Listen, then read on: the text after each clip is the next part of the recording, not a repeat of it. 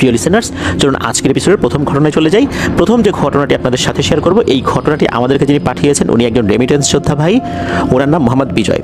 উনি বর্তমানে সংযুক্ত আরব আমিরাতে রয়েছেন, একটি মসজিদের খাদেম হিসাবে দায়িত্ব পালন করছেন। ওনার দেশের বাড়ি কিশোরগঞ্জ জেলার পাকুন্দিয়া উপজেলার দরগা বাজার এলাকায়। ঘটনাটি উনি শুনেছিলেন 2008 কি 9 সালের দিকে। এই ঘটনাটি যে উনি আসলে কেউ ওনাকে বলেছে এভাবে শুনেছেন, বিষয়টা এরকম না। উনি ওনার দাদির সাথে ঘুমাতেন। 2008-9 সালের দিকে ওনার বয়স ছিল এরকমই 8-9 বছর এরকম আর কি ওনার বয়স আর কি। দাদির সাথে ঘুমাতেন। দাদির ওই সময় বয়স ছিল 70-এর কাছাকাছি, ওই সময়ের কথা বলছি আর কি। তো দাদি উনি একজন আধ্যাত্মিক টাইপের মহিলা আর কি। উনি বেশ পীর ভক্ত একজন মানুষ। আধ্যাত্মিকতা ওনাকে খুব বেশি করে টানে, ছোটোবেলা থেকেই ওনাকে টানে এটা। ওনার কাছে ওনার অনেক পরিচিত লোকজন আসতেন, ওনার সাথে গল্প করতেন, মজা করতেন। ওনার সাথে ওনার অনেক বান্ধবীরাও দূর দূরান্ত থেকে দেখা করতে আসতেন। আর যখন আসতেন দাদির জন্য কিছু উপঢৌকনও নিয়ে আসতেন। দাদি অনেকের সাথে যখন গল্প করতেন তখন এই বিজয় ভাই শুনতেন। একবার হয় কি, একজন ভদ্র মহিলা আসছেন, উনি ওনাদের এলাকারই আর কি, খুব পরিচিত আর কি দাদির সাথে, দাদির খুব কাছের একজন মানুষ। গল্প করছেন। ওই সময় আবার বিজয় ভাই ঘরের ভেতরে বিছানার উপর শুয়ে আছেন। উনি শুনছেন যে কি হচ্ছে, কি গল্প করছে। তো ওই ভদ্র মহিলা দাদিকে বলছেন যে ও বুঝি আমার কোমরে না প্রচণ্ড ব্যথা, এত ব্যথা আমি কাজ কাম তো করতেই পারি না, বিছানায় একবার শুলে উঠতে পারি না, এপাশ ওপাশ করতে পারি না, অনেক ধরনের জরুরি কাজকর্ম আমার বন্ধ হয়ে যাওয়ার উপক্রম হয়েছে। এই ব্যথার কি সমাধান করা যায়? তুমি তো এরকম কাজ অনেক করছো, আমার একটা সমাধান করে দাও না। এই কথা শোনার পর দাদি একটি বিষয় বলেন, আর সেটি মূলত এই বিজয় ভাই শুনেছিলেন। দাদি গল্প করেন যে ওনার বয়স যখন 40-এর কাছাকাছি তখন একটি ঘটনা ঘটেছিল। দাদি ওই সময় উনি কয়েকটা কাজ করতেন। সেটা হচ্ছে যে ওনার আর একজন বান্ধবী ছিল যার নাম হচ্ছে রহিমা। তো এই রহিমা কি করতেন, বিভিন্ন মানুষদের বিভিন্ন যে সমস্যা থাকে, বিশেষ করে অসুখ বিসুখ, এই যে কোমরে ব্যথা, ঘাড়ে ব্যথা, পায়ে ব্যথা, বাতের ব্যথা বা এই টাইপের আরও যে সমস্ত সমস্যাগুলো আছে, এই সমস্যাগুলো উনি শুনতেন আর সেটা সমাধানের জন্য একটা কাজ করতেন। আর সেই কাজে দাদিও সহযোগী হতেন, দাদি নিজেও করতেন। সেটা হচ্ছে যে এই ধরনের রোগীদের কাছ থেকে টাকা পয়সা নিতেন, নেয়ার পর এটা সমাধানের জন্য শক্তিশালী কিছু জিনদেরকে ভোগ দিতেন।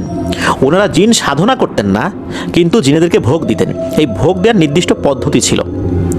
অনেকগুলো মোমবাতি, তারপর মাটির হাঁড়ির মধ্যে মিষ্টি, আর কিছু দোয়া দুরুদ আছে। এটা আসলে দোয়া দুরুদও বলা যাবে না, এটা এক ধরনের বিশেষ রিচুয়াল আর কি, সেটা পালন করতে হতো। এই জিনিসটা ওই যে রহিমা দাদি যিনি, উনিও করতেন। আবার যখন উনি কোনো কারণে পারতেন না, সবসময় একজন মহিলা মানুষ রাতের বেলা কোনো একটা জায়গায় গিয়ে এই জিনদেরকে ভোগ দিতে যাবেন, এটাও তো পসিবল হয় না, তখন দাদিকে দিতেন। অনেক সময় বাড়িতে গেস্ট আসতো, এক একজনের বাসায় তো এক এক ধরনের সমস্যা লেগেই থাকে। তো ওইভাবে নিজেরা মেনটেন করতেন আর কি। দাদি পারলে দাদি যেতেন, না পারলে ওই রহিমা দাদি যেতেন। এভাবে দুজন মিলেই এই কাজগুলো করতেন। এই কাজগুলো করার সময় ওনারা একটা বিশেষ জায়গায় যেতেন। ওনাদের বাড়ি থেকে কিছুটা দূরে একটা বিল রয়েছে, বেশ বড় বিল, সেটা এখন আছে। তো ওই বিলের একটা জায়গায় অনেক আগে থেকেই একটা বড় একটা গর্তের মতো ছিল, সেখানে একটা উঁচু ঢিবির মতো আছে আবার সাইডে। ওই উঁচু ঢিবির উপর বসে ওনারা নির্দিষ্ট রিচুয়ালটা করতেন। তখন পানির ভেতর থেকে নাকি কোনো একটা জিন উঠে আসতো। সে এসে ওই মিষ্টিগুলো নিত, কী জন্য আসছে সেটা জিজ্ঞেস করতো, আর সেই সমাধানের পদ্ধতি সেটা বাতলে দিত, অথবা সেই জিনটা নিজে সমাধান করে দিত। অনেক মানুষ ভালো হয়েছে। এই কাজগুলো এই যে রহিমা দাদি আর বিজয় ভাইয়ের দাদি, ওনার নাম হলো কমলা, এই কমলা দাদি, এই দুজন মিলেই করতেন। সব কাজ পরামর্শ করেই করতেন আর কি। তো একজন মহিলা এরকম আসছে, তার প্রচণ্ড কোমরে ব্যথা, এমন কোমরে ব্যথা তার চলাই দায়।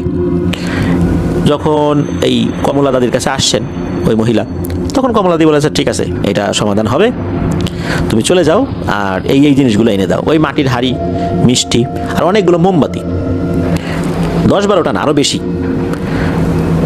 ওই মহিলা সেগুলো এনে দেয়। এরপর দাদি বলেন ঠিক আছে তুমি চলে যাও, বাকিটা আমি দেখব। গভীর রাতের বেলা দাদি একা একা চলে গিয়েছেন ওনার বাড়ি থেকে কিছুটা দূরে, সেই জায়গায়, বিলের সেই জায়গাটাতে যেখানে ঢিবির মতো আছে, সেখানে উনি বসে ওই রিচুয়ালটা করবেন। আর উনি যখন ওই বিষয়টা করবেন, এটা কিন্তু আবার ওই রহিমা দাদিকে বলে গিয়েছেন যে আমি তো আজকে একটা কাজে যাব। ওই রহিমা দাদিকে দিতে চেয়েছিলেন কাজটা, কিন্তু রহিমা দাদি বললেন যে ওনার বাড়িতে নাকি মেহমান এসেছে, উনি যেতে পারবেন না। এই কারণে দাদি সেখানে গেলেন। দাদি তো এর আগেও অনেকবার গিয়েছেন, কখনো কোনো সমস্যা হয়নি। এই কাজটা করতে করতে উনি জিন দেখলে আসলে আর ভয় পেতেন না, কারণ হচ্ছে উনি কিন্তু জিন সাধনা করতেন না, কিন্তু যেই পদ্ধতিতে এই কাজটি করতেন, এই পদ্ধতিতে জিনেরা এসে ভয় দেখাতো না। তারা ওই ভোগটা গ্রহণ করতো আর ওই নির্দিষ্ট কাজটা করে দিত, এই এতটুকুই, আর কিছু না। তো দাদি তো গিয়েছেন, যাবার পর উনি যেখানে বসেছেন তার চতুর্দিকে মোমবাতি জ্বালিয়েছেন, আর সামনে মাটির হাঁড়িতে ওই মিষ্টিগুলো রেখে উনি ওনার মতো করে রিচুয়াল করা শুরু করেছেন। করছেন অনেকক্ষণ হয়ে যায়, কোনো সারা শব্দ আর নাই। এতক্ষণ কিন্তু কখনো হয় না, মানে লাগে না এত সময়, এই অল্প সময় 15-20 মিনিট ম্যাক্সিমাম লাগে, এর বাইরে কিন্তু লাগে না। তো এদিকে দাদি ঘন্টা পার করে ফেলছেন, কোনো সারা শব্দ নাই। এদিকে মোমবাতিগুলো আস্তে আস্তে আস্তে আস্তে তো ক্ষয় হয়ে যাচ্ছে। যদিও বা ওনার কাছে একাধিক মোমবাতি ছিল, কোনোটা যদি একদম ক্ষয় হয়ে যায় তাহলে সেই জায়গায় আরেকটা রিপ্লেস করে দেবেন, কিন্তু কোনো মোমবাতি যেন একদম নিভে না যায়, এই বিষয়টা নিশ্চিত করতে হবে। আর এমনিতেই তো বিলের ওই ফাঁকা জায়গায় বাতাস তো চতুর্দিক থেকে আসে, বাতাসে যদি নিভে যায় সেই বিষয়টা একরকম, কিন্তু একদম ক্ষয় হয়ে যেন নিভে না যায় এটা নিশ্চিত করতে হবে। বাতাসে নিভে গেলে ওটা আবার জ্বালাই দিতে হবে। দাদি এরকম করছেন, উনি ওনার মতো করে সেই রিচুয়ালগুলো করে যাচ্ছেন।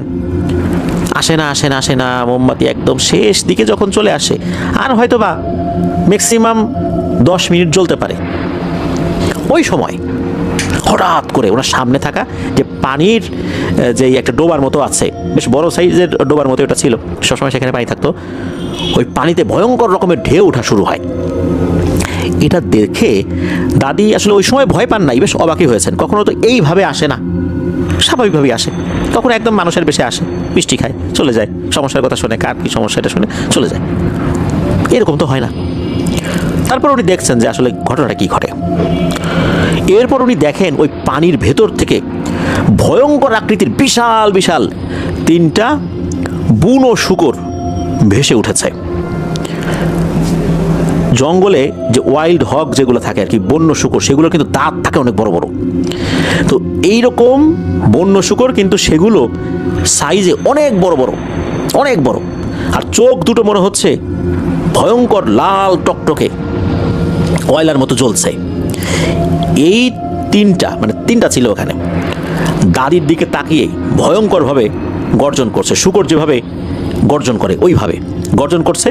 আর আমরা দেখি যে শূকর কিন্তু ওই যে মাটি খুঁড়ে ফেলে একদম, ওরা পুকুরের পাড়গুলো অর্থাৎ ওই ডোবার পাড়গুলো একদম খুঁড়ে সব তছনছ করে ফেলছে, একদম মাটি মনে হচ্ছে একদম লাঙল দিয়ে ফেলবে সব আশেপাশে যা আছে, এমন অবস্থা। আর আশেপাশের মাটিগুলো ঝুরঝুর করে ওই পানির মধ্যে পড়ে আসছে, মানে পড়ে যাচ্ছে আর কি, ক্রমাগত পড়ছে, কারণ ওরা মাটি আলগা করে ফেলছে, সেগুলো পড়ছে। তো এইভাবে ওরা চতুর্দিকে তাণ্ডব চালাচ্ছে, কিন্তু দাদির একদম কাছাকাছি আসছে না। এরকম চললো মাত্র কয়েক মিনিট। এরপরেই হঠাৎ করে এই 3টা শূকর ভ্যানিশ হয়ে গেল।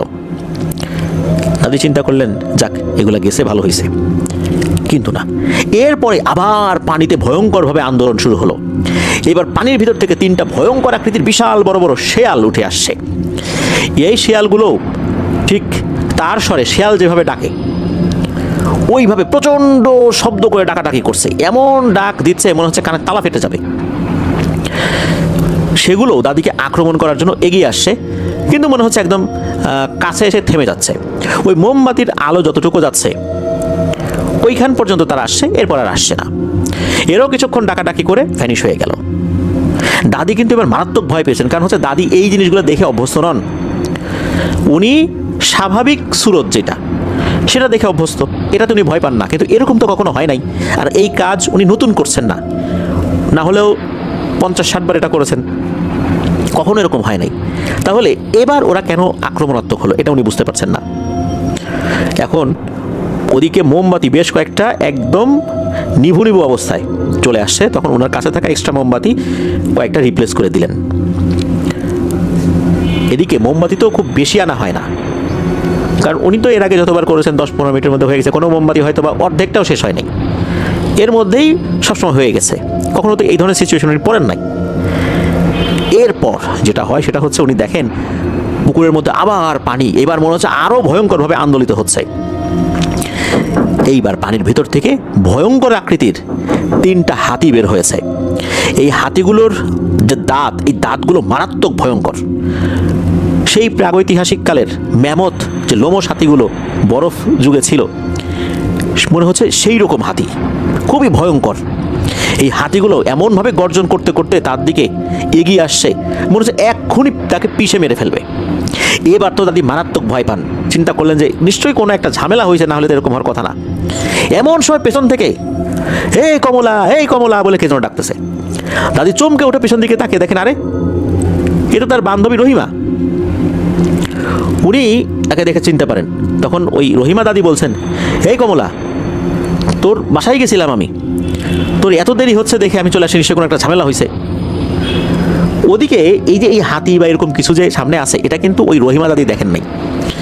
তখন কমলা দাদি গিয়ে রহিমা দাদিকে জড়ায় ধরেন, বলতেছেন যে আরে তুই এমন সময় আসছিস, তুই না আসলে তো আজকে আমার প্রাণ বাঁচানোয় দায়ী হয়ে যেত, আমি তো বিশাল বিপদে পড়ে গেছিলাম, চল চল চল তাড়াতাড়ি চল। ওখানে ওই সব কিছু রেখেই, ওই যে মিষ্টি ছিল, হাড়ি ছিল, এগুলো সব কিছু রেখেই দাদি এই রহিমা দাদির সাথে চলে আসেন। আসলে ওরা যে কেন এত আক্রমণাত্মক হয়েছিল এটা দাদি জানতে পারেন নাই। তবে এই ঘটনার পর দাদি কখনোই আর এই কাজ করেননি। এই কাজ ওই রহিমা দাদিও ছেড়ে দেন, কমলা দাদিও ছেড়ে দেন। বুঝতে পেরেছিলেন যে এই কাজটা ওনাদের আসলে ভালো হচ্ছে না, কেননা এটা করার মাধ্যমে মানুষ উপকৃত হচ্ছে, এটা সত্য, বিনিময়ে তো ওনারা কিছু উপঢৌকনও নিচ্ছেন, যে যা সাধ্য অনুযায়ী দেয়। হতে পারে যে জিনেরা এই বিষয়টা ভালোভাবে নেয়নি, এই জন্য তারা ক্ষিপ্ত হয়েছিল। এইবার আর তারা এই কাজগুলো করতে চায় নাই। আর ওনারা তো সাধনা করে এগুলোকে নিয়ে আসেন নাই, এগুলো একটা নির্দিষ্ট পদ্ধতিতে ডাকতেন, ওরা ওই ভোগ খেয়ে যেত, তারা ওই কাজটা করে দিত। এরপর দাদি আর এই কাজটা করেন নাই। যখন ওই যে মহিলাটা এসে তার কোমর ব্যথার কথা বললেন, দাদি এই ঘটনা শুনিয়ে দিয়েছিলেন যে আমি তো এরপর থেকে এত বছরের কখনো এই কাজটা করি নাই, সুতরাং এগুলো এখন আর পারবো না, আমি এগুলো আর করি না। এই ঘটনাটা শুনেছিলেন বিজয় ভাই। আর দাদি উনি এতটা সাহসী একজন মানুষ। সাধারণত এই যে ভোগ দেয়া এই জিনিসগুলো কিন্তু পুরুষ সদস্যরা অধিকাংশ ক্ষেত্রেই করে থাকেন, কিন্তু দাদি একজন নারী হয়েও এমন সাহসী ছিলেন, এটা আসলেই একটা ব্যতিক্রমী জিনিস আমি বলবো। বিজয় ভাই জানিয়েছেন যে দাদি কিন্তু এখনও জীবিত আছেন, মানে যেহেতু বয়স হয়ে গেছে, কিছুটা তো অসুস্থতা তার ভিতরে আসবেই, সেই ধরনের বার্ধক্যজনিত কিছু সমস্যা তার মধ্যে আছে। মাঝে নাকি ওনার একবার ক্যান্সার ধরা পড়েছিল, ডক্টর ওনাকে থেরাপি নেওয়ার পরামর্শ দিয়েছিলেন, কিন্তু দাদি সেটাতে রাজি হন নাই। দাদি বিশেষ এক ধরনের হোমিওপ্যাথি ওষুধ খেয়েছিলেন। আল্লাহর অশেষ রহমতে দাদি পরিপূর্ণভাবে সুস্থ হয়ে গেছেন, তার শরীরে এখন কোনো ক্যান্সার নাই, একদম সুস্থ, অর্থাৎ ক্যান্সার থেকে উনি সুস্থ। দাদি এখনও বিভিন্ন ওয়াজ মাহফিল এগুলোতে অ্যাটেন্ড করেন, এগুলো শুনতে তার খুব ভালো লাগে। আর বিজয় ভাই দাদির জন্য দোয়া চেয়েছেন, আমরা তার জন্য দোয়া করি, আল্লাহ তাআলা তার ভুল ত্রুটিগুলো ক্ষমা করুন। কারণ আসলে এই ভোগ দেওয়ার এই ব্যাপারগুলো, এগুলো তো আসলে ভালো কাজ না। তবে উনি যেহেতু ওই কাজ থেকে ফেরত এসেছেন, উনি এই আধ্যাত্মিক আলোচনাগুলো শুনতে খুব পছন্দ করেন। ধন্যবাদ জানাচ্ছি বিজয় ভাইকে, আর দাদিকেও ধন্যবাদ। দাদি নিশ্চয়ই পরবর্তীতে এই ঘটনা শুনবেন, তার জন্য শুভকামনা রইল আপনাদের ওয়ার্ল্ডের পক্ষ থেকে। প্রিয় লিসেনার্স, চলুন চলে যাব আমাদের এবারের শনি রাতের 48তম আয়োজনের নতুন আরও একটি ঘটনায়।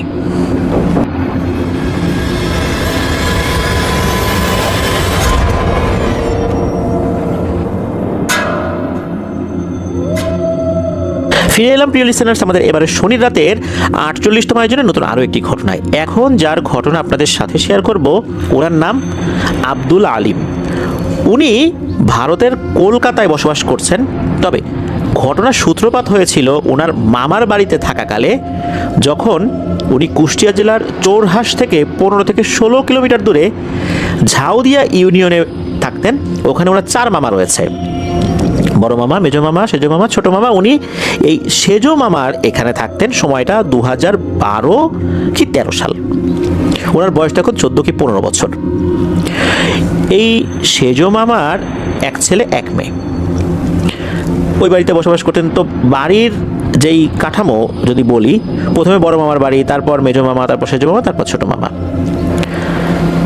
বাড়ির পেছনে বাসার রয়েছে, বাসার পাশে পুকুর রয়েছে, আর পুকুরের এক পাশেই এই মামাদের মা বাবার কবর রয়েছে। তো এই যে সেজো মামার এক ছেলে, সে তো লেখাপড়া করে। ওই সময় কোন ক্লাসে লেখাপড়া করছিল এটা অবশ্য আব্দুল আলিম ভাই বলতে পারেন নাই। ওই সময় ওই গ্রামের সব বাড়িতে যে বিদ্যুৎ এসেছে বিষয়টা এরকম না। কিছু কিছু বাড়িতে এসেছে, কিছু কিছু বাড়ি আবেদন করেছে বিদ্যুতের জন্য, আর কিছু কিছু বাড়ি আবেদনও করে নাই। ওই সময় তাদের বিদ্যুৎ আনার পরিকল্পনাও নাই। তার মানে হচ্ছে গ্রামে কিছুটা অংশ আলো আছে, কিন্তু অধিকাংশ জায়গায় আলো নাই, এমন একটা অবস্থা আর কি। রাতের বেলার কথা বলছি। উনি ঘুমাতেন হচ্ছে সেজো মামার বারান্দার দিকে, কারণ এই আব্দুল আলিম ভাই ছোটবেলা থেকে বেশ সাহসী একজন মানুষ। গ্রাম তো, বারান্দায় শুতে ওনারও খুব ভালো লাগতো। একদম প্রাকৃতিক বাতাস এসে তার শরীরে লাগতো, এতে ওনার ঘুমটা ভালো হতো। মামার ওই ছেলে, সে লেখাপড়া করছে রাত জেগে। সাধারণত রাত সে জাগে না, তবে পরীক্ষা ছিল তার, এই কারণে রাত জেগে লেখাপড়া করছে। রাত তখন যে খুব বেশি তাও না, সাধারণত রাত 9টার মধ্যেই সেই ছেলেটা ঘুমিয়ে পড়ে, কিন্তু সে একটু বেশি সময় লাগিয়ে দিয়েছিল, তখন হয়তো বা 10:30টার মতো বাজে। ওই সময়ে এই সেজো মামা সেই ছেলে এই আব্দুল আলিম ভাইকে ডাক দেয়, ডাক দিয়ে বলে যে একটা সিগারেট এনে দিয়ে। তার আবার সিগারেট খাওয়ার বদ অভ্যাস ধরে গিয়েছিল ওই সময়ই। সিগারেট আনার জন্য তাকে যেতে হবে এই বাসার পার হয়ে, রাস্তা পার হয়ে, মেইন রাস্তা, পাকা রাস্তা আর কি, এটা পার হয়ে পাশে একটা দোকান আছে। এই দোকানটা আবার অনেক রাত পর্যন্ত খোলা থাকে। 2012-13 সাল তো, অনেক আগের তো আর কথা না আসলে। উনি হাতে একটা টর্চ লাইট নিয়ে ওইদিকে যাওয়া শুরু করেছেন। ওই সময় ওনার কাছে একটা টর্চ লাইট ছিল, যেটা কালার হচ্ছে লাল, এর মাথার অংশ আবার ভেঙে ফেলা যেত, অর্থাৎ বাঁকিয়ে ফেলা যেত। সেইখান থেকে আবার দুটো প্লাগ দেখা যেত। এই প্লাগটা আবার বিদ্যুতের লাইনের মধ্যে ঢুকে চার্জ করতে হতো। ওইটাকে বলতে হলো মাথা ভাঙা টর্চ লাইট। তো ওইনার কাছে ওই মাথা ভাঙা টর্চ লাইট ছিল, এটা জ্বালিয়ে মনের সুখে চলে গেছেন অল্প সময়ের মধ্যেই। মাত্র 3 মিনিট ম্যাক্সিমাম লাগে আর কি পায়ে হেঁটে ওই দোকানে যেতে। দোকানে যাওয়ার পর সিগারেট কিনেছেন, সিগারেট কেনার পর আবার ফেরত আসছেন। এই যাওয়া আসার মধ্যে কিন্তু কোনো ভয়ের ঘটনা ঘটেনি। কিন্তু উনি যখনই এসে ঘরের দরজায় দাঁড়িয়েছেন, এক পা দেবেন কেবল, এমন সময় দেখেন যে মাঝারি আকৃতির একটা গোখরো সাপ, এই জিনিসটা এই দরজার কাছে রয়েছে। এটা দেখার সাথে সাথে উনি ওরে মারে বাবারে বলে চিৎকার করে উঠছেন, সাপ সাপ সাপ। আর তখনই এই সাপটা ভয় পেয়ে ঘরের মধ্যে ঢুকে একটা শোকেসের নিচে চলে গেছে। উনি তো দেখেছেন যে সাপটা চলে গেছে, আর কেউ কিন্তু মানে তখনও দেখে নাই আর কি। এদিকে উনি বলছেন সাপ সাপ সাপ, সবাই তো চমকে ওঠে, সাপ মানে সাপ কোথায়? উনি বলছেন যে এই তো, এই যে এই শোকেসের নিচে গেল।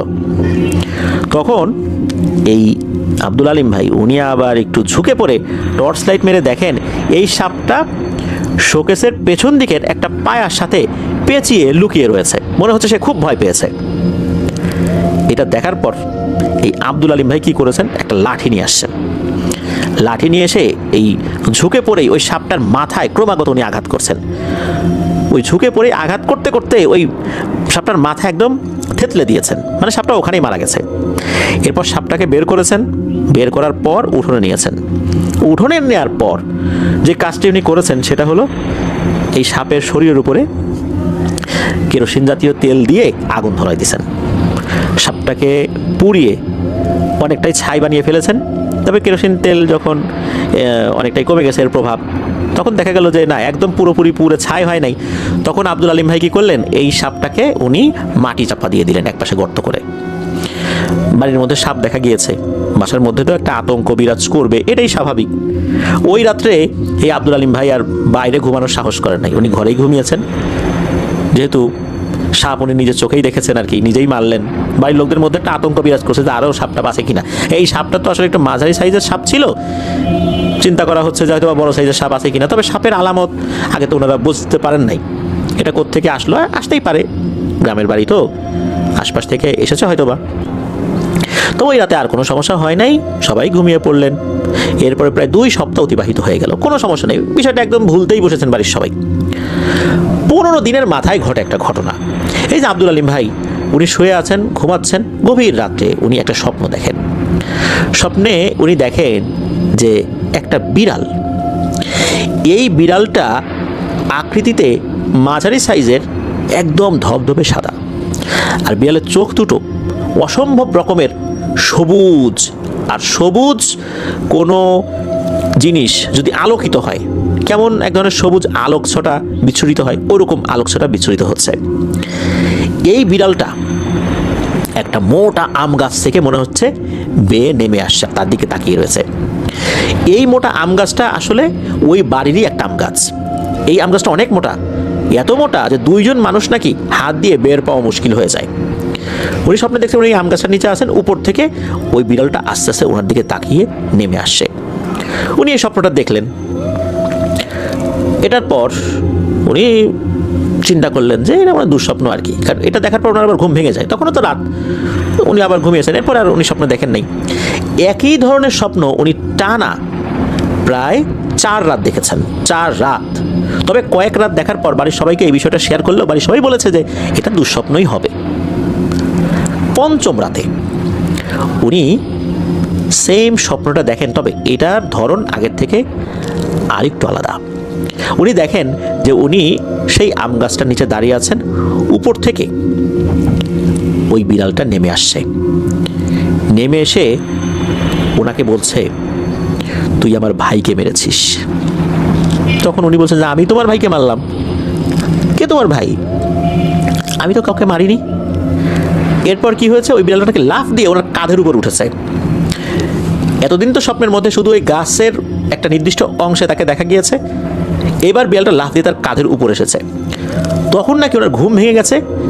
দেখেন যে তার মামা তাকে ডাকছে যে আলিম আলিম আলিম, কি হয়েছে বাবা, কি হয়েছে তোর?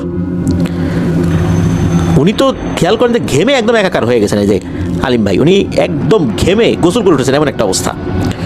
পরে উনি জানতে পারলেন যে উনি ভয়ঙ্করভাবে ঘুমের ভিতরে গোংরাচ্ছিলেন, এই জন্য তার মামা এসে তাকে ডাক দিয়েছে। এরপর উনি দিনের বেলাতে বিষয়টা শেয়ার করেন। তখনও বাড়ির লোকজন এই বিষয়টাতে আসলে ওইভাবে গুরুত্ব দিচ্ছিল না। এর পরের রাত ঘুমিয়েছেন উনি। এবার রাতেও উনি সেই একই স্বপ্নটাই দেখলেন। স্বপ্নটা এবার আরেকটু অন্যরকম। সেটা হচ্ছে স্বপ্নের মধ্যে উনি সেই গাছের নিচে দাঁড়িয়ে আছেন, সেম বিড়ালটা উপর থেকে আস্তে আস্তে নেমে আসছে। এবার নেমে এসে তাকে বলছে, তুই আমার ভাইকে মেরেছিস রে। তখন উনি বলছেন, আমি তোমার ভাইকে কিভাবে মারলাম, আমি তো কাউকে মারিনি। তখন ওই বিড়ালটা বলছে, মারছিস মারছিস। আমি আর আমার ভাই ওখান দিয়ে খেলা করছিলাম, আমি বিড়ালের বেশে আর আমার ভাই সাপের বেশে। হঠাৎ করে তুই ওখানে চলে আসছিস। আমার ভাই আশেপাশে কোথায় যাবে বুঝতে না পেরে ওই দরজার কাছে চলে গেছে। তুই আবার দরজার কাছে গিয়ে তাকে দেখেও ফেলেছিস। দেখার সাথে সাথে সাপ সাপ বলে উঠেছিস। আমার ভাই তখন কোনো উপায়ন্তর না পেয়ে, বুঝতে না পেরে সে ওই ঘরের মধ্যে ঢুকে গেছে। তুই সেখানে গিয়ে আমার ভাইকে খুঁজে বের করছিস। বের করার পর তোর কি উচিত ছিল? ধর্মে কি বলে, কি বলা উচিত ছিল? রাসূল সাল্লাল্লাহু আলাইহি ওয়াসাল্লাম কি শিক্ষা দিয়েছেন? তোর কি বলা উচিত ছিল না, তুমি যদি জিন হয়ে থাকো তুমি চলে যাও, রাতের বেলা এইভাবে সাপ মারা উচিত না? তুই কি সেই কাজটা করছিস? করিস নাই। তুই কি করলি? কোনো ধরনের সুযোগ না দিয়ে ওই জায়গাটাতেই আমার ভাইয়ের মাথাটা খুব নিষ্ঠুরভাবে থেতলে দিয়ে মেরে ফেললি। মানলাম আমার ভাই ভুল করে ফেলছে, মানলাম আমার ভাই অন্যায়ই করছে, তোরা সাপ মনে করেই মারলি। এরপর তুই কি কাজটা করলি? তুই আমার ভাইয়ের মৃতদেহ বাইরে বের করে এনে আগুন ধরাই দিলি। তুই বল, এটা কি কোনো কাজের মধ্যে পড়ে? মারলি, তুই দাফন করে দিতি, ফেলে দিতি, আমরা না হয় লাশটার জানাজা করতাম। মানলাম আমার ভাইয়ের ভুল হয়েছে, সেই হিসাবে তোকে ক্ষমা করে দিতাম। তুই কেন আমার ভাইয়ের শরীরে আগুন ধরাই দিলি? এটি কি কোনো লাশের প্রতি সম্মান জানানো হইল? কোনো কিছুকে আগুন দিয়ে পোড়ানো, কোনো জীবকে, জীবিত অবস্থায় হোক বা মৃত অবস্থায় হোক, এটা কি উচিত হয়েছে? তারপর কি করলি? দাফন করে দিলি। এই দাফনটা আগে করতি, তাও মেনে নিতাম। আমার ভাইয়ের লাশটা অন্তত আমরা সেখান থেকে মাটির থেকে তুলে নেওয়ার ব্যবস্থা করতাম। তুই কী করলি? এভাবে পুরায় অনেকটাই ছাই করে দিয়ে আবার দাফনও করে দিলি, আমাদের নেয়ারও সুযোগ দিলি না। এখন তুই বল, এই কাজটার শাস্তি কি হইতে পারে? আমি তো তোকে ছাড়বো না রে, তোর অপরাধ অনেক গুরুতর, নিছক ভুল না, এটা ভয়ঙ্কর অন্যায়। ভুল হলে ক্ষমা করা যায়, অন্যায়ের শাস্তি পেতে হয়। তুই অন্যায় করছিস, এর শাস্তি তো তোকে পেতেই হবে। ভাই হত্যার শোধ তো আমি নেবই। তো এরকম করে তাকে বলছে। উনি স্বপ্নের মধ্যে বলছে, আমার ভুল হয়ে গেছে, আমাকে ক্ষমা করে দাও, আমি বুঝতে পারি না, আমি তো সাপ মনে করেই মারছি। তখন আবার সে বলছে, সাপ মনে করে মারছিস ভালো, কেন ওকে আগুন ধরাই দিলি মারার পর? এটার জবাব কি দিবি? তখন উনি বলছেন যে আমার তো ভুল হয়ে গেছে, আমি আসলেই বুঝতে পারি নাই, এই কাজটা করা আমার উচিত হয় নাই। এদিকে তখন নাকি ওই বিড়ালটা তার উপর ঝাঁপিয়ে পড়ে। এরপর ওনার আর কিছু মনে নাই যে স্বপ্নের মধ্যে কি হয়েছে, সব কিছু কিন্তু স্বপ্নের মধ্যেই হচ্ছে। ওনার যখন জ্ঞান ফেরে তখন দেখেন ওনার শরীরের সাথে স্যালাইন লাগানো। উনি জানতে পারলেন যে উনি যখন রাতে ঘুমিয়েছেন, এরপরে দীর্ঘ সময় উনি আর ওঠেনি নাই। ওনাকে অনেক ডাকাডাকি করা হয়েছে, উনি ওঠেন নাই। অনেক পর ওনার যে জ্ঞান ফিরল, ওনার যে জ্ঞান আসছে না, অর্থাৎ উনি ঘুম থাকছেন না, এই জন্য ডাক্তারও আনা হয়েছিল। ডাক্তার এসে তারা পরামর্শ দিয়েছেন যে এর শারীরিক অবস্থা ভালো না, দ্রুত স্যালাইন দিতে হবে। তবে হসপিটালে ভর্তি করার মতো ওরকম অবস্থা হয় নাই, তখন তাকে স্যালাইন দেওয়া হয়। বাড়ির সব সদস্যরা তার আশেপাশে, তাকে জিজ্ঞেস করা হয় কি হয়েছে, উনি বলেন যে উনি তো এরকম এরকম স্বপ্ন দেখেছেন। তখন বাড়ির লোকজন এই বিষয়টাকে গুরুত্ব দেওয়া শুরু করেন। তবে এই বিষয়টা যখন ভারতে থাকা ওনার মা বাবার সাথে শেয়ার করেন, তখন তার মা বাবা বলেন যে বাবা তুমি দ্রুত চলে আসো, আমরা দেখতেছি এখানে একজন মহিলা কবিরাজ আছে, দেখি এখানে কোনো একটা সমাধান করা যায় কিনা। দ্রুত তাকে ভারতে পাঠিয়ে দেওয়া হয়, কলকাতায় চলে যান। যেহেতু কুষ্টিয়ার সাথে বর্ডার রয়েছে, খুব দ্রুতই উনি চলে যেতে সক্ষম হন। উনি চলে যাবার পর ওনার মা বাবা সেই মহিলা কবিরাজের শরণাপন্ন হন। সেই মহিলা কবিরাজ ওনার উপরে সেই জিনটাকে হাজির করেছিলেন। জিন সেম কথা বলেছে সে এই কাজ করছে, এটা উচিত হয় নাই, আমি তো ভাই হত্যার শোধ নেবই, এটা যে কেউ হলে নিত, তোরা হইলেও নীতি, এখন বল প্রতিশোধ নেওয়াটা কি অন্যায়? তখন ওই মহিলা কবিরাজ আসলে কি বলবেন, প্রথম দিকে একটু ঝাড়ি ঝুড়ি দিছিলেন যে তোকে বোতলবন্দি করবো এটা সেটা, পরে যখন সব স্তরে বিষয়টা খুলে বললেন ওই জিন এসেই, এরপর তো মহিলা কবিরাজ দেখলো যে আসলে এই বন্দি করা বা অন্য টাইপের কাজ করতে গেলে হিতে বিপরীত হবে, কেননা এখানে অন্যায়টা হয়েছে এই আব্দুল আলিম ভাইয়েরই। ওই জিনটাকে অনেক অনুরোধ করা হয়। এই আব্দুল আলিম ভাইয়ের মা বাবা অনেক কাকুতি মিনতি করেন, কান্নাকাটি করেন যে আমাদের তিনটা সন্তানই আমাদের আদরের, আমাদের কোনো সন্তানকেও তুমি কেড়ে নিও না। ও অন্যায় করছে মানলাম, কিন্তু এখন কি করব, আমরা তো তোমার সেই ভাইকেও দিতে পারবো না, তাই বলে আমাদের কোনো সন্তানকে নিয়ে যাও না। তখন নাকি সেই জিনের মনে দয়া হয়। তখন সেই জিনটা বলে, যেহেতু আমি একটা ওয়াদা করছি যে আমি ওকে মারবই, আমাকে একটা কাফারা দিতে হবে, সাদাকা দিতে হবে। সাদাকাটা কি? যে 3টা মোরগ, ওই যেখানে হত্যা করা হয়েছে, যেখানে হত্যা করা বলতে ওই যেখানে দাফন করা হয়েছে আর কি, ওই সাপটাকে ওই জায়গায় বা ওই জায়গার কাছাকাছি জায়গায় 3টা মোরগকে রাতের বেলা ছেড়ে দিতে হবে, জাস্ট ছেড়ে দিবে আর কিছুই না। তখন ফোনে মামাদেরকে বলে দেওয়া হয় যে এই ব্যাপার, এই কাজটা তোমরা করে দাও। তোমরা এই কাজটা করে দিয়েছিলেন। এরপরে নাকি আর কোনো সমস্যা আব্দুল আলিম ভাইয়ের হয়নি। এটাই ছিল ঘটনা। প্রিয় লিসেনার্স, রাতের বেলা কোনো প্রাণীকে আঘাত করা, সাপ বা অন্য কিছু, সাপ দেখলেই মেরে ফেলতে হবে এই বিষয়ে কিন্তু একটা বিধান রয়েছে। তবে এটারও বিধান রয়েছে যে কোনো সাপকে কিন্তু বলা যে তুমি যদি জিন হয়ে থাকো চলে যাও, তাকে সুযোগ দেয়া। এরপরেও যদি না যায় বুঝতে হবে সে সাপ, তাকে মেরে ফেলা যাবে। আব্দুল আলিম ভাই কিন্তু সেই কাজটি করেননি। ওনার বয়স কম ছিল, 14-15 বছর, বিষয়গুলো মাথায় ভাবে কাজও করেনি, এটাই সত্য। ঘরের ভিতরে সাপ ঢুকে গেছে, এই কারণে উনি উত্তেজনার বশে কাজটি করে ফেলেছিলেন, আর এটার খেসারও তো ওনাকে কিছুটা হলেও দিতে হয়েছে। যাক, উনি বিষয়টা বুঝতে পেরেছেন পরবর্তীতে, আর আল্লাহর রহমতে এই ঝামেলা থেকেও মুক্ত হয়েছেন আলহামদুলিল্লাহ। প্রিয় লিসেনার্স, এই ঘটনা কিন্তু আমাদের আবারও সেই বিষয়টাকেই শিক্ষা দেয়, সেটা হচ্ছে রাতের বেলা কোনো প্রাণীকে আঘাত না করা। কখনোই করা যাবে না, দিন হোক রাত হোক, অকারণে কোনো প্রাণীকে আঘাত করা যাবে না। আর এই ধরনের প্রাণীর ক্ষেত্রে তো অবশ্যই সতর্কতা অবলম্বন করতে হবে, কারণ অনেক সময় রাতের বেলা জিনেরা বিভিন্ন সুরতে ঘোরাফেরা করে। অকারণে তাদেরকে আঘাত করা হলে বা তাদেরকে চলে যাওয়ার সুযোগ না দেওয়া হলে এরা কিন্তু ক্ষিপ্ত হয়, ক্ষিপ্ত হয়ে আমাদের উপর পরবর্তীতে আক্রমণ করতে পারে। আল্লাহ আমাদেরকে বোঝার তৌফিক দান করুন। প্রিয় লিসেনার, চলুন চলে যাব আমাদের এবারের এপিসোডের 3য় এবং শেষ ঘটনায়।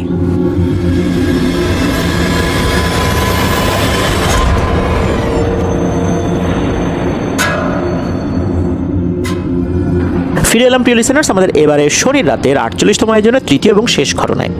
শুরুতেই বলেছিলাম যে এবারের এপিসোডে যে 3টি ঘটনা রয়েছে, 3টি ঘটনার মধ্যে একটি ঘটনা আমার সংগ্রহ করা।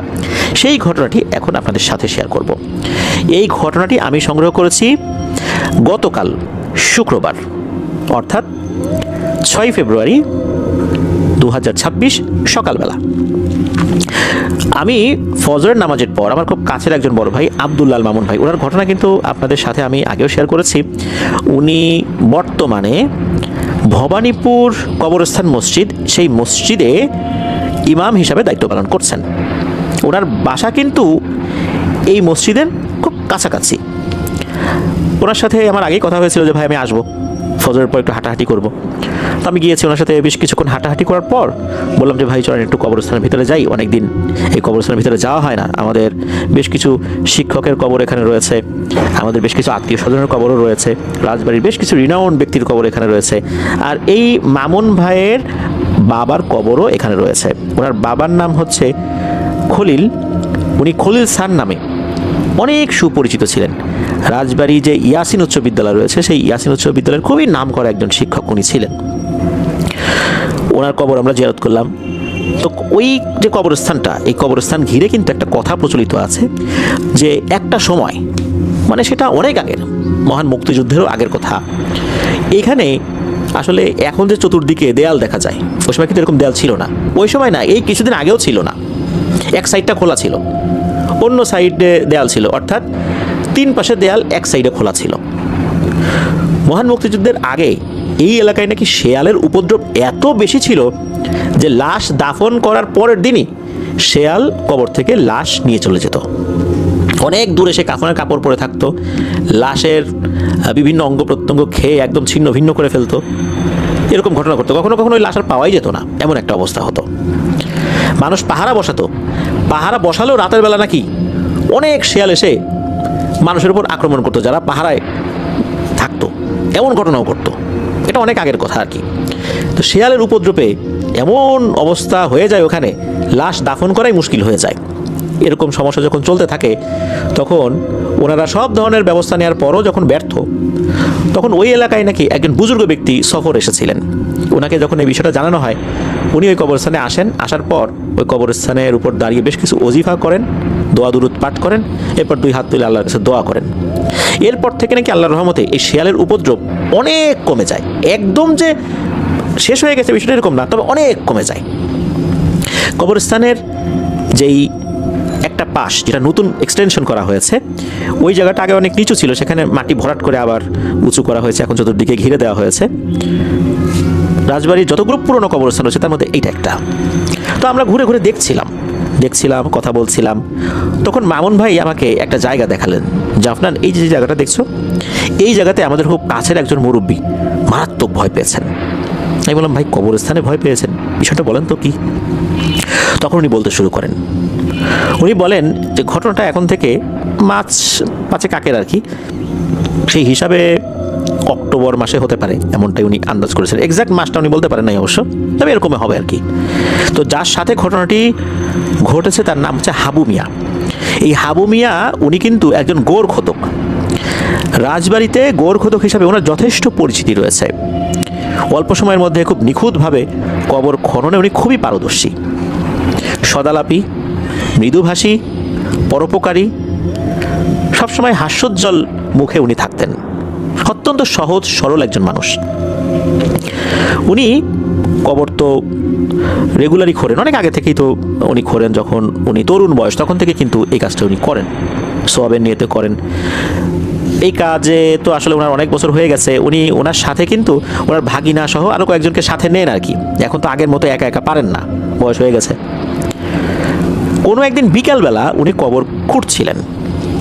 কবর খুঁড়তে খুঁড়তে মোটামুটি মাগরিবের আজান দেবে দেবে ভাব, এর মধ্যেই কিন্তু প্রায় কাজ শেষ করে ফেলেছেন এই অল্প সময়ের মধ্যেই।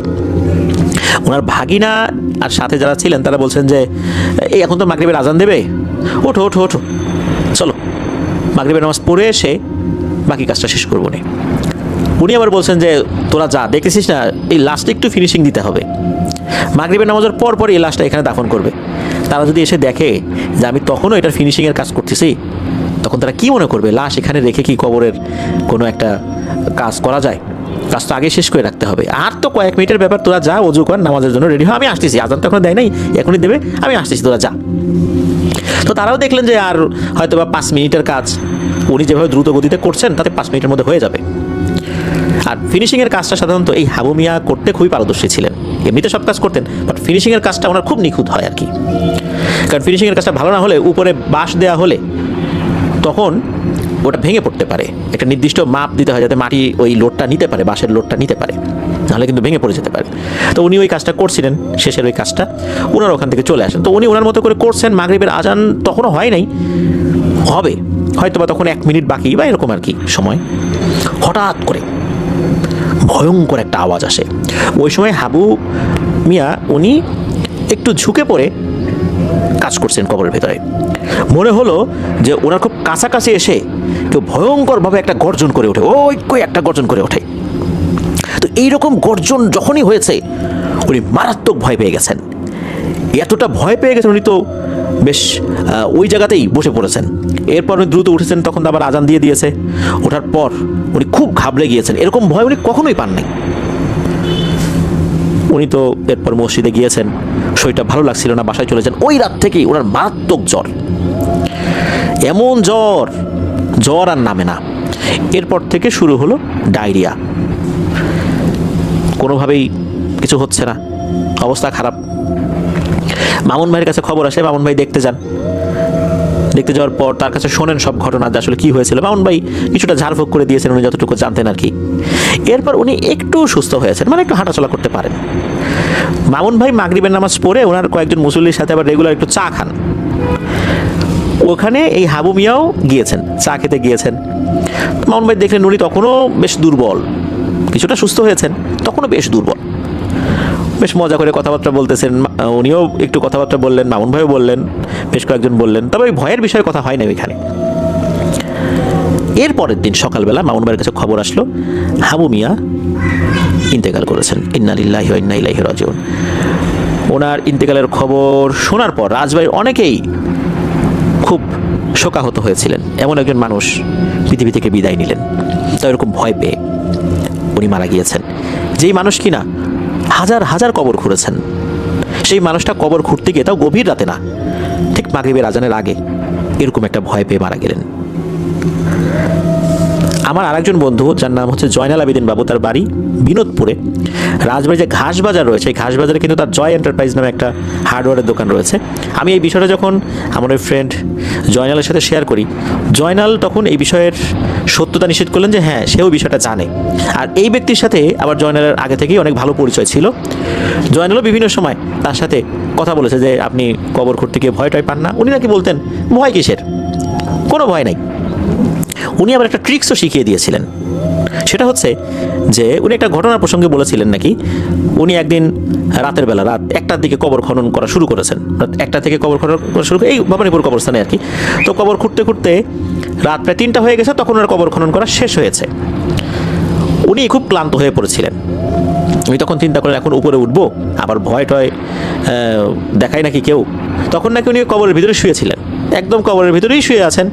যখন ফজর আজান দিয়েছে তখন উঠেছেন, স্বাভাবিকভাবেই উঠে আবার চলে গেছেন। উনি নাকি এই জয়নালকে বলেছিলেন যে কবরের ভেতরে থাকা অবস্থায় নাকি কেউ ভয় দেখাতে পারে না, এই বিষয়টা বলেছিলেন। উনি কবরের ভেতরেই ওই সময় ছিলেন, ওই সময়ই আসলে ভয় পেয়েছিলেন। ভয়ঙ্কর কোনো কিছু তাকে ওই অবস্থাতে ভয় দেখিয়েছিল।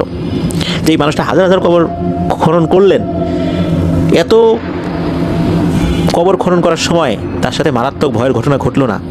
সেই মানুষটা এরকম একটা সময় ভয় পেয়ে এমনভাবে ভয়ের খোলে পড়ে গিয়েছিলেন, আল্লাহ হয়তোবা তাকে এভাবেই নিয়ে যাবেন এরকম ঘটনার মাধ্যম দিয়ে, যার কারণে এই ঘটনাটি ঘটেছে। রাজবাড়ির অনেকেই কিন্তু ওনারা এই বিষয়টা জানেন, আমি এইভাবেই শুনেছি, সেভাবেই টেলিসেনার্স আপনাদের সাথে শেয়ার করলাম। রাজবাড়ির যারা আছেন তারাও এই বিষয়টা অনেকেই জানেন বলে আমি জানি, এমনটাই আমি আশেপাশের মানুষদের কাছ থেকে শুনেছি। কারণ ওনার মৃত্যুর পর অনেকেই এই বিষয়টি নিয়ে আলোচনা করছেন। কারণ রাজবাড়িতে এমন পরিবার কম আছে যাদের আত্মীয় স্বজন মারা গিয়েছে আর তাদের কবরের যে কাজটা, খননের কাজটা, এটা এই হাবু মিয়া করেন নাই। এমন পরিবার অনেক রয়েছে সেখানে রাজবাড়িতে, যার কারণে হাবু মিয়ার মৃত্যুর খবরটা অনেক ব্যাপকভাবেই ছড়িয়ে পড়েছিল। হাবু মিয়ার জন্য আমরা দোয়া করব। এমন একজন পরোপকারী, সদালাপী, হাস্যোজ্জ্বল মানুষ, একজন সহজ সরল মানুষ, উনি পৃথিবী থেকে চলে গেছেন। আল্লাহ তাআলা তার ভুল ত্রুটি ক্ষমা করুন। অসংখ্য কবর উনি খনন করেছেন, ওনার নিজের কবর আরেকজন খনন করেছেন। এটাই বাস্তবতা। যে ব্যক্তি অনেকের কবর খনন করেন, তার কবর কিন্তু আরেকজনই খনন করে, কারণ যিনি মারা যান তিনি তো আর নিজের কবর খনন করে যেতে পারেন না, সেটা সম্ভব নয়। আল্লাহ তাআলা তাকে জান্নাতুল ফেরদৌসের উচ্চ মাকাম দান করুন। প্রিয় লিসেনার্স, আজকের এই এপিসোডে এই 3টি ঘটনাই ছিল। আশা করছি ঘটনাগুলো আপনাদের ভালো লেগেছে। আপনারা আমাদেরকে প্রতিনিয়ত সত্য ভয়ের ঘটনাগুলো পাঠাতে থাকুন, তাহলে আমরা অনেকটা পথ একসাথে ইনশাআল্লাহ পাড়ি দিতে পারবো। যারা ঘটনা পাঠিয়েছেন সবাইকে ধন্যবাদ জানাচ্ছি, যারা ধৈর্য ধরে পুরো এপিসোডটি শুনেছেন তাদেরকেও ধন্যবাদ জানাচ্ছি। আসছে সোমবার হরর নাইটের নতুন আরও একটি এপিসোড নিয়ে ইনশাআল্লাহ হাজির হচ্ছি। সবাই ভালো থাকবেন, সুস্থ থাকবেন। আমার জন্য দোয়া করবেন, আমার পরিবারের জন্য দোয়া করবেন, আপনাদের জন্য দোয়া রইল, আপনাদের পরিবারের প্রত্যেকের জন্য দোয়া রইল। মহান আল্লাহ সুবহানাহু ওয়া তাআলা আমাদেরকে ভালো রাখুন, সুস্থ রাখুন, নিরাপদে রাখুন, আপনাদের ওয়ার্ল্ডের সাথে রাখুন। আসসালামু আলাইকুম।